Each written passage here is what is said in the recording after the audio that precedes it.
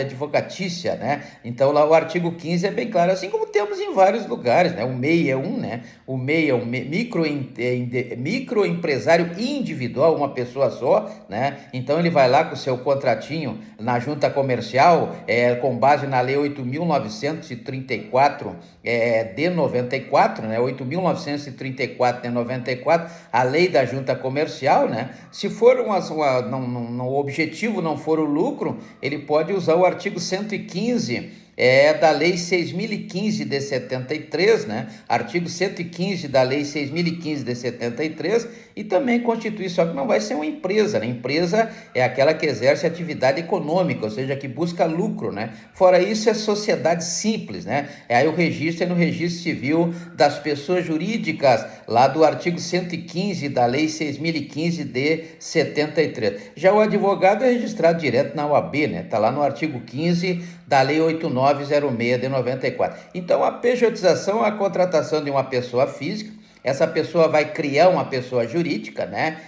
Que vai prestar serviços, né? Também é bom dizer que na terceirização, os trabalhadores, esses são empregados da empresa terceirizada. Então, veja, terceirizada é a empresa, né? Pejotizada é a própria pessoa, só que como pessoa física, né? Então tem que fazer essas diferenças, né? Então veja que os empregados da empresa terceirizada, eles terão, logicamente, todos os direitos da CLT, previstos na CLT. Já na pejotização, não há nenhum vínculo com a CLT, não tem vínculo nenhum, vínculo seletista nenhum, diretamente, não tem, né? Já os empregados da terceirizada vão ter, logicamente. A terceirizada é que não vai ter vínculo nenhum com a contratante, né? Com a contratante, que é a empresa que contrata, em geral é o governo que contrata, né? Então vejam que na terceirização, a empresa poderá substituir o trabalhador a hora que ela quiser, né? Quando for necessário, por exemplo, vamos dizer que o camarada passe mal, esteja doente,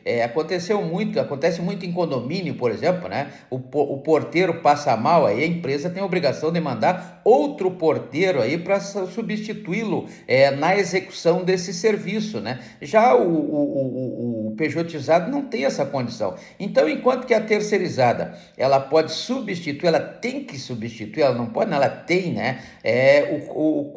Porque é contratado exatamente para isso, né? O serviço é contratado por uma pessoa jurídica específica, né? Específica para aquela função, então tem que ter sempre pessoas à disposição de substituir quando houver algum contratempo, né? Algum contratempo. Então, na verdade, a terceirização é uma empresa contratada, né? Uma empresa contratada por outra empresa, digamos que seja uma agência de limpeza. Eu estou pensando aqui na questão dos exemplos, né? Uma agência de limpeza, né?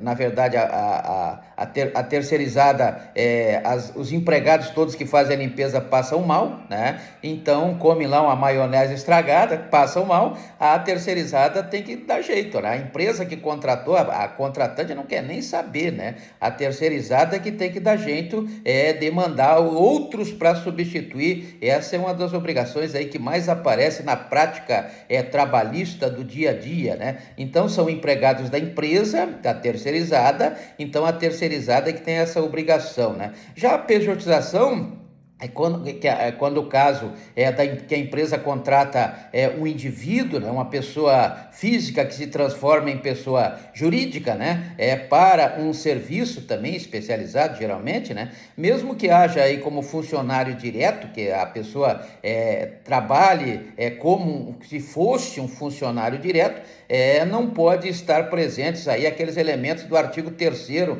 lá da CLT, senão, logicamente, o Estado vai reconhecê-los como empregados nos termos do artigo 3º da CLT. E aí vai caracterizar a fraude, né? A fraude que é o chamado emprego disfarçado, né? E pode chegar até a ser crime, como prevê, já falamos aqui, o artigo 203, o artigo 203 do Código Penal. Então vejo que a Justiça do Trabalho, com aquela competência lá do artigo 114 da Constituição Federal, está de olho, né? Se for notado aí que existe a presença desses elementos do artigo 3º da CLT, vai reconhecer o vínculo empregatício e vai mandar pagar todos os direitos empregatícios previstos no artigo 7º e outros artigos da própria Constituição Federal, assim como descontar também o sindicato lá do artigo 8º, etc., da Constituição Federal.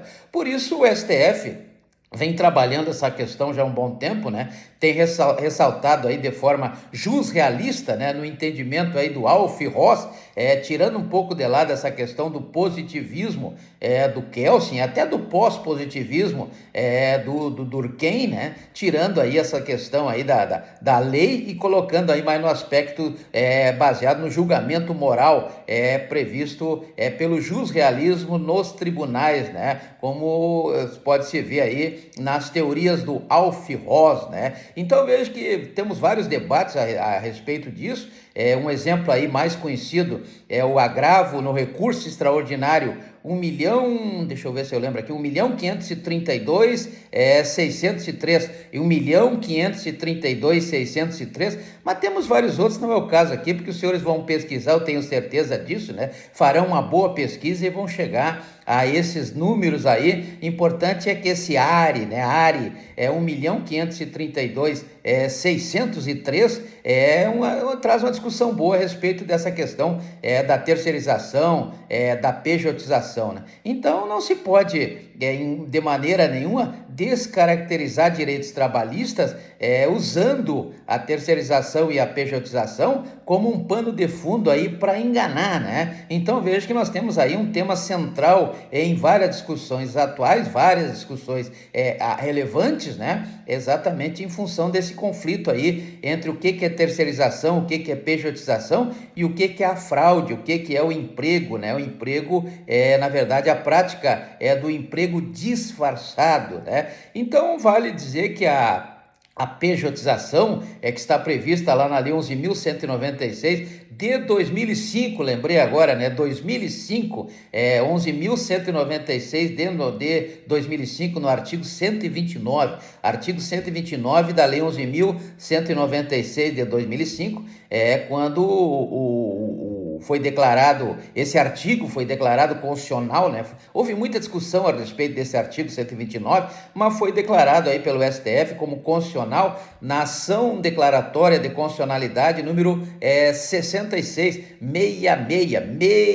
faltou só mais um meia, né? 66, né? A ADC 66, né? Para fins fiscais, né? Então, na verdade, tivemos aí a análise, enfim, nessa DIN 66, tanto para fins fiscais como para fins previdenciários, né? A prestação entrou também a prestação de serviços intelectuais, né? De natureza científica, natureza artística, natureza cultural, né? Então tivemos aí, quando executadas em caráter personalíssimo ou não, né? Então temos duas situações importantes aí a serem discutidas. Os senhores vão sentir isso quando fizerem a leitura dessa ADC 66. Também com ou sem a designação de quaisquer obrigações a sócios, né, ou empregados da sociedade prestadora de serviço, lá do artigo 594 da Lei 10.406 de 2002, né, quando realizada por essa empresa, essa sociedade prestadora de serviço, que na verdade se sujeita nesse caso aí, isso aí é uma decisão importante, se sujeita somente à legislação aplicável às pessoas jurídicas, então não tem nada a ver com a pessoa física, né? Então, no caso aí da pejotização, ela não tem nada a ver com a pessoa física, ela só se enquadra naquele caso em que exige a interpretação hermenêutica, né, da legislação jurídica. Então é uma pessoa jurídica. Então a pejotização, embora seja uma pessoa física que se transformou em pessoa jurídica, ela vai ser sempre regulada por leis pertinentes à legislação da pessoa jurídica. Pessoa jurídica é aquela registrada ou na junta comercial, como eu já falei, nos termos do artigo 32 da Lei 8934 de 94,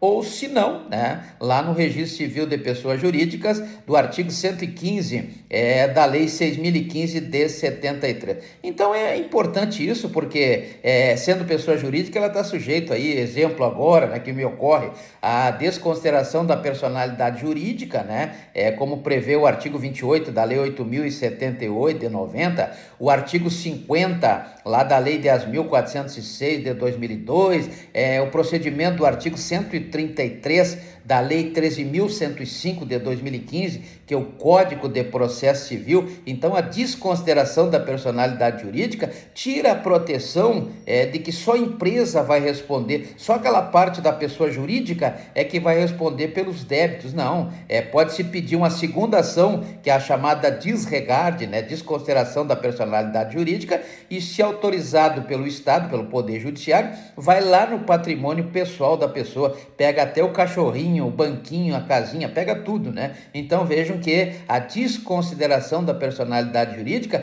tira a personalidade jurídica da empresa, dessa pessoa jurídica, como prevê o artigo 985 da Lei 10.406 de 2002. Artigo 985 da Lei 10.406 de 2002, né? Então vejam que cada vez mais se nota a preferência aí, que era pelo MEI, ainda continua sendo pelo MEI, né? O microempreendedor individual, nos termos do artigo 18